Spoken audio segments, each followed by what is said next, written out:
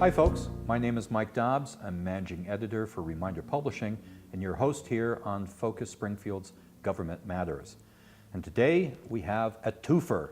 We have two people from the Sarno administration who are going to be talking about what they do and how they interact with the public.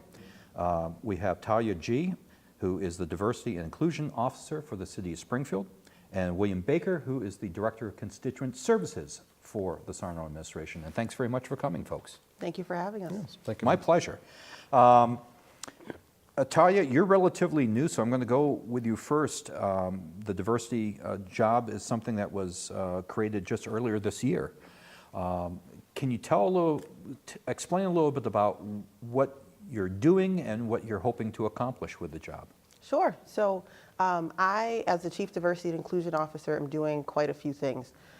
Because the role is new, I'm auditing sort of where our diversity numbers have been in the last few years and how we have captured diversity numbers in terms of applicants that we receive, in terms of the amount of people who apply, how many people are interviewed, and then how many people are ultimately hired, as well as the diversity in different departments.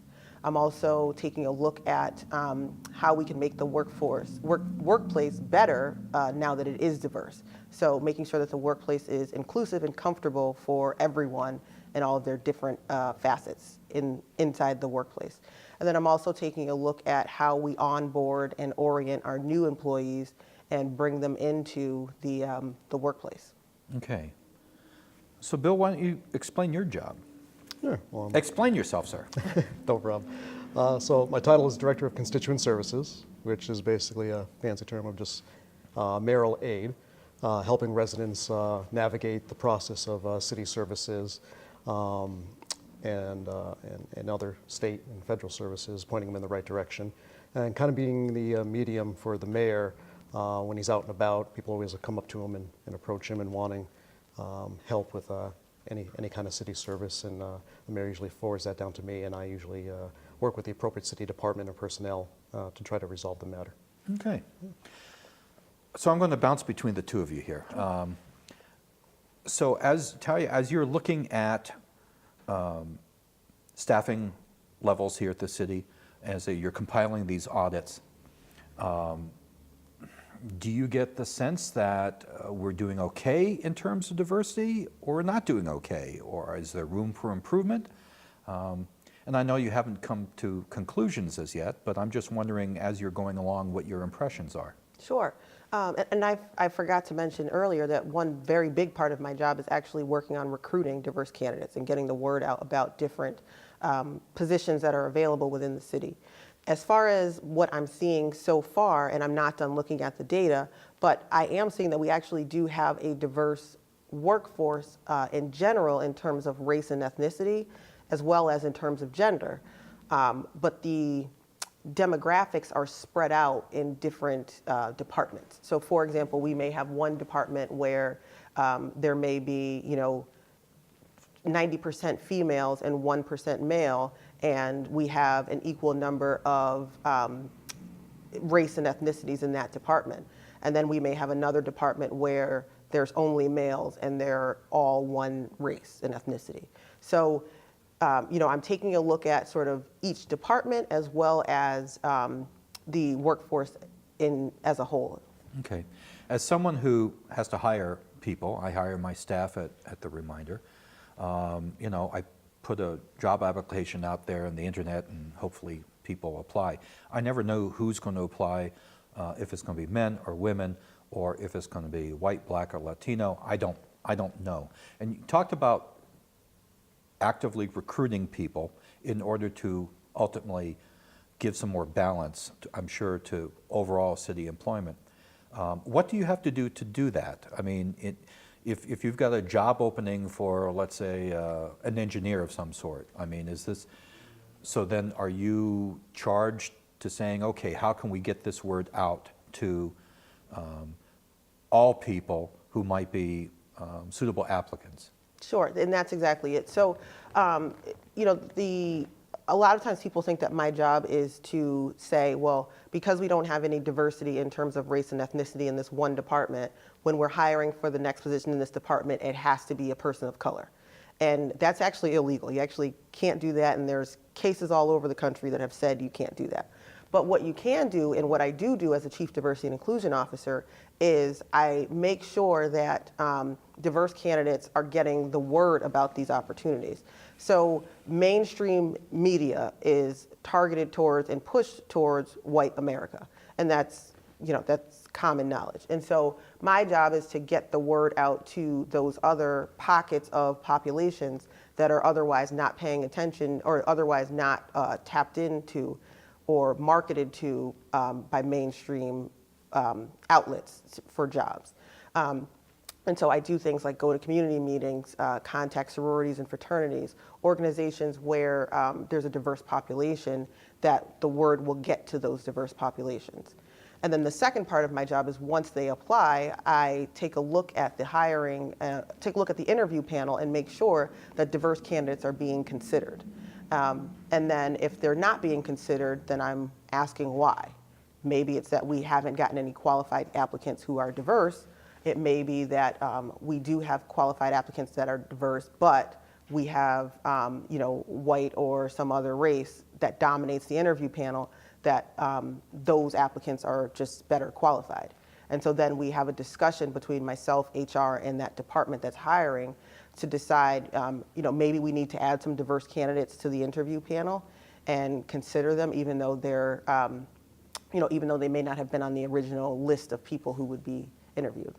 Ultimately, you're trying to walk this line between offering opportunities to people, but offering those opportunities to the best qualified candidate. Yes, and that's the most important piece, is that the jobs need to go to the most qualified candidate. And, so what does that mean in terms of diversity? If there's no qualified candidates that apply that are, diverse candidates in terms of either gender or race, then they can't get those opportunities, which is why I'm charged with getting the word out to those diverse candidates so that hopefully we can capture some applicants who are interested in applying and then hopefully be interviewed and possibly become a part of the workforce. Great. So Bill, what do you find is the number one concern of people in Springfield calling the mayor's office and then ultimately you having to deal with it? What do they complain about? What are they worried about? What concerns them? Yeah. It's usually about city services. So they've either encountered something where their trash wasn't picked up, they noticed a pothole either on their street or on their way in their commute to either to school or to work. They have a question regarding a tax bill or any kind of other city services, or then they're just looking for follow-up. We have a great through-in-one call center that can kind of collect all that information. So it's your one-stop shop for any kind of city services. So a lot of residents utilize that, but if they feel it's not being addressed in a timely manner, they usually call our office. We also have a great staff in the mayor's office with aides Minnie Marrero, Daryl Moss, Ms. Carolyn Jackson, and Marion Sullivan, and even our new chief of staff, Tom Ash. We're always out in the community, and we always get pulled aside and asked, hey, if I called the city hall about this issue in a park, this issue on a pothole, a traffic light seems like the timing is a little off. And we just follow up with the appropriate city department and personnel and say, hey, can you just go out there and check it out?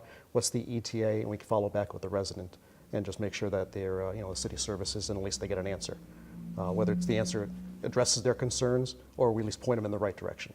Okay. What's the wackiest thing that people have asked for? Come on, there's got to have been some phone call. The best one is when our president, Donald Trump, was appointing. Oh, is that who our president is? Yep. Okay. Was appointing his Supreme Court justice. And we actually got calls asking that the mayor not travel down to Washington, D.C. and enter the United States Senate chambers to vote on that confirmation. Okay. And we had to explain to him. I must have missed that day at civics class. Yes, we had to explain to him that, yes, I can guarantee that our mayor, the people's mayor, Dominic Sarno of the city of Springfield, will not be traveling to Washington, D.C., enter the Senate chambers of the United States Senate to vote for that confirmation. I'm glad that you had an answer for that, because Yes. that was the first thing on my list was what is the wackiest thing that you've had to deal with. Yep. So that's pretty good. And a lot of it is just because a lot of people there's three levels of government: municipal, state, and federal. And a lot of people, they come to City Hall and they come to the mayor's office asking, I need help with this. Whether it's unemployment, we can direct them to their state rep or state senator. One of the new things is right now in Massachusetts, there's a new requirement for your driver's license to get this real ID. In order to get that, you have to have proof of your residency and your birth certificate. So a lot of times they come here and they think, oh, I need to get my driver's license here in City Hall. We're like, actually, you need to do that at the RMV, which is now located at the Springfield Plaza. But before you go there, you may want to stop off at the city clerk's office and get your birth certificate, because you will need a new certified birth certificate when you go to provide documentation for your new driver's license. It's called the Real ID, which is now federally recognized, so you can get on a plane and travel. Okay. Talia, do you think that Springfield is, if we compare our city of 155,000 people to other cities of similar size, do you think we're doing pretty well in terms of diversity? I think we're doing very well in terms of diversity. But we still have work that can be done. Yes, yes. As I mentioned before, our diversity is great in some areas, but it's sort of, the love is not spread, if you will. And so, examples like departments like DPW, for example. It's a male-dominated department. It has historically been white males who have had those jobs. And so, as more women have entered the workforce and as more people of color have sort of entered the workforce, and the hiring practices around the country have changed in the last 50 years after 1964 Civil Rights Act, the waves of getting diverse candidates in terms of women and race and ethnicity have slowly but surely trickled into those departments and slowly but surely trickled into city workforces like Springfield. Now, you've talked about how part of your job is getting the word out in terms of recruitment.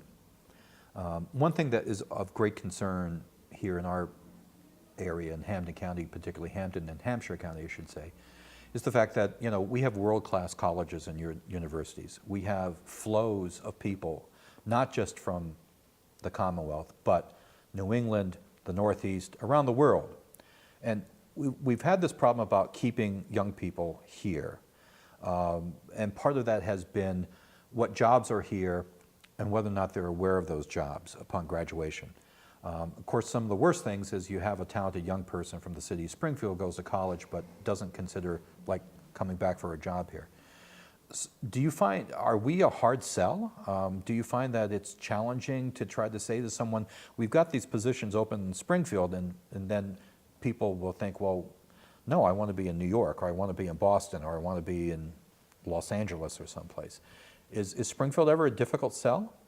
It's sometimes a difficult sell because of our requirements. And so one of them is residency.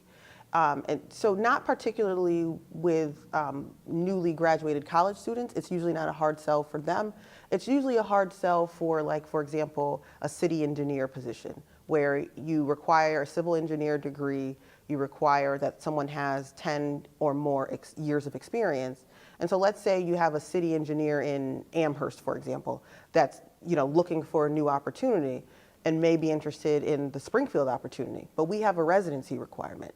And so usually someone that's working in Amherst and has been there for the last 10 or 15 years is living in Amherst. Right. And if they've been working for the last 10 or 15 years, are they going to uproot their family and their house and move to Springfield for this opportunity when they may be in the workforce for another 5 to 10 years at best? So sometimes that can be the hard sell, but one of the things that I've been doing is building connections with the colleges. That's one big thing that I have been doing so that our young people know about the opportunities at the city. It just makes sense because we have that residency requirement. So when you have a student that is from Springfield, goes to Western New England, and is looking for a job, you're the perfect candidate. You already live here, you're from here, you know what the city has to offer, and it adds to the enrichment of the city. Okay. Bill, if I go to the city website pretty often for my job, especially to remind me how to spell people's names properly. There's a lot of information on the city website when it comes to sort of the consumer information or the resident information of things that they need to know or things that would direct them. Is the website getting used pretty well for that purpose? Because I know, not to sound ageist, but people my age and older may not always be the most tech savvy. Yeah. And we have an additional issue here that there's a lot of people who may not have high-speed internet and may not feel comfortable sitting in front of their computer with the minutes ticking away trying to find an answer to something. So do you find that the website with all the information it contains is like taking some of those questions and answering some of those questions for people, or do you find that we have still a large group of people who want to just pick up the phone and talk to a human being? Well, probably a little bit of both. I mean, we just upgraded our website, so we have a new layout, as I'm sure you noticed. Yes, looks nice. Yep, very nice. It's very user-friendly, easy to navigate.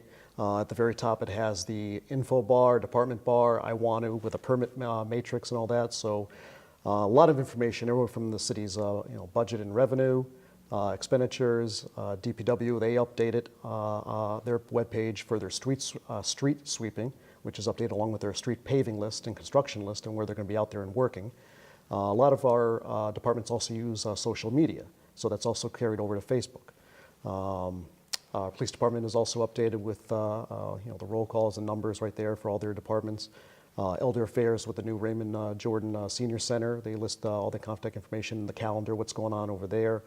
And even our 311 call center, their little webpage that they have, it's almost like an FAQ of all city services.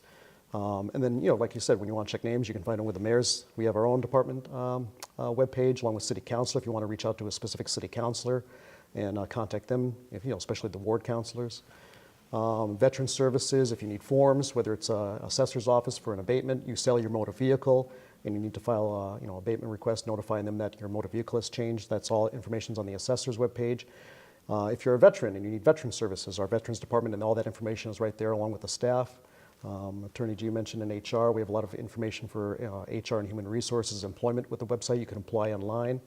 But you are right. There's a lot of elderly residents or people that don't have access to a computer, and that's why we do have the 311 call center. It's our one-stop shop, so everything that's on our website can also be accessed through 311. They can answer any questions. So what's a tax bill, what's going on, any construction, and they can answer those questions, and they can direct your call to the appropriate department just for follow-up.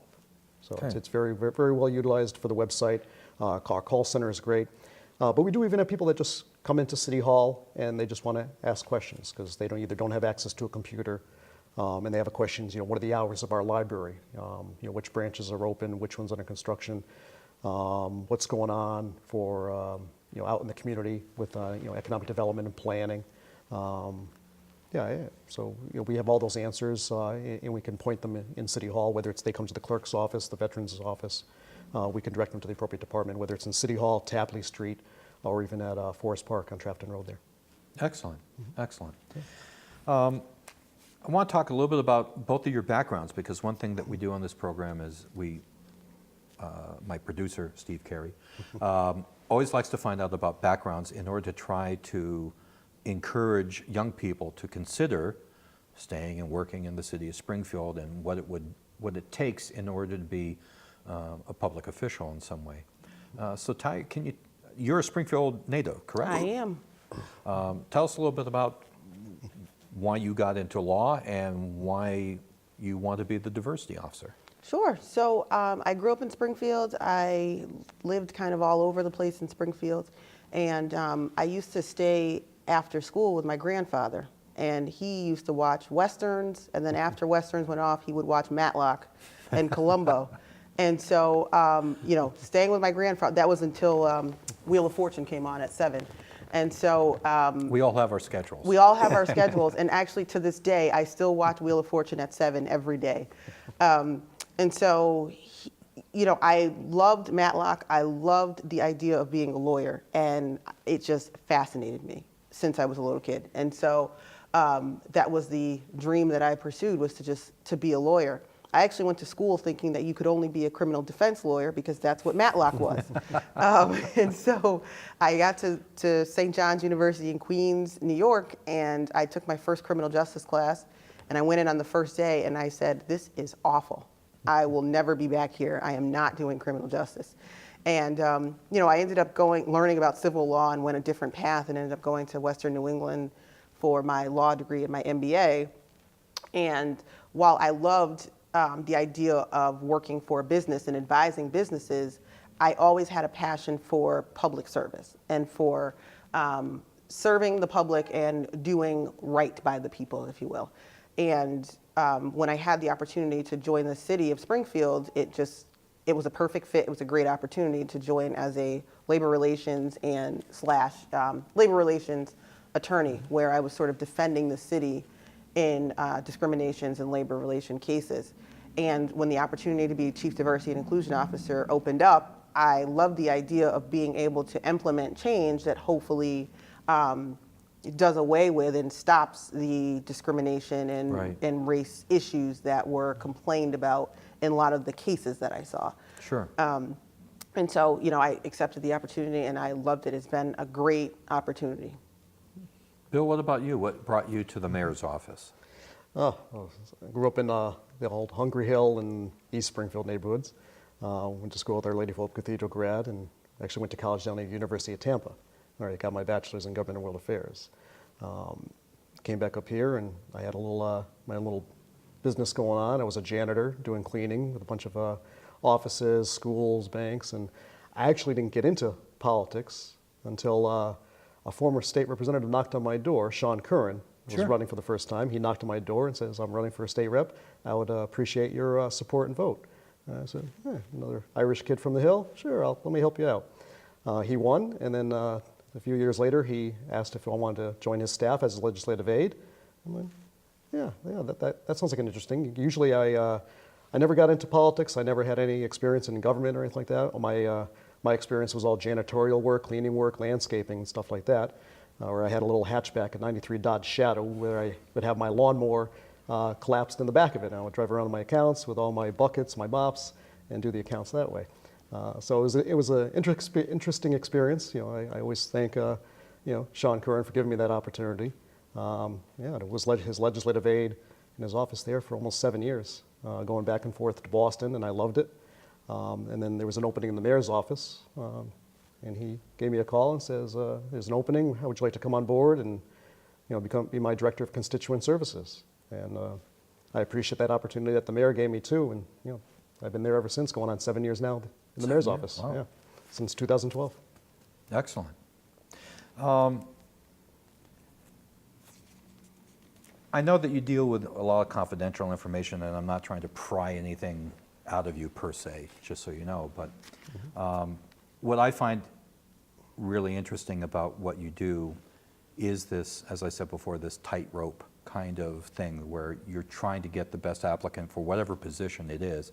At the same time, you want to consider who that applicant is and whether or not that applicant can add to diversity. Do you see that there are challenges to this in terms of, I'm trying to put this the correct way, challenges when it comes to sexual identity? Is that the next thing about diversity? I mean, we've talked about gender, we talk about race, but there's a growing movement in this country to address people of LGBTQT.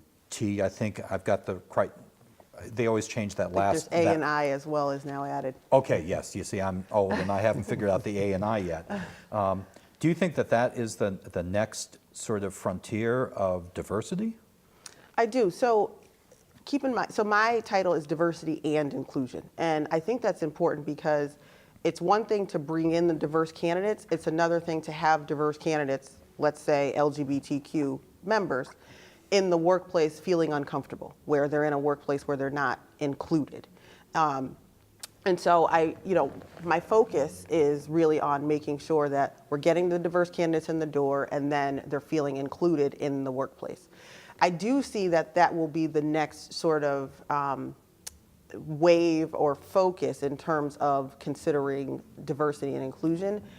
And I just want to be clear, the reason why I have talked about and focused on gender and race and ethnicity is because that's what the federal government has focused on in terms of capturing and defining diversity. The federal government has not, up until this point, captured or considered sexual identity, gender identity, sexual orientation when considering whether or not your workplace is diverse. So for example, the city of Springfield has to file what's called an EEO report, Equal Employment Opportunity Report. And many organizations do. There's EEO 1, 2, 3, 4, 5. And so our EEO report captures gender and race and ethnicity. Those are things that we're legally able to capture, and so those are the things that I've been focusing on. What I don't want to do is start trying to capture information or focus on information that is going to be considered illegal for us to capture or focus on, and then we have a different legal problem. But you do think that in the future this is going to be an ongoing, perhaps an ongoing issue then? I do, and we've already started to sort of address that. So I have started to do inclusivity and prohibited discrimination and sexual harassment training with some of the departments where my training is focusing on having an inclusive environment where we're respecting everyone, respecting everyone's gender identity, race, ethnicity, veteran status, anything that has anything to do with other than their work performance, respecting everyone's characteristics. Sure, sure.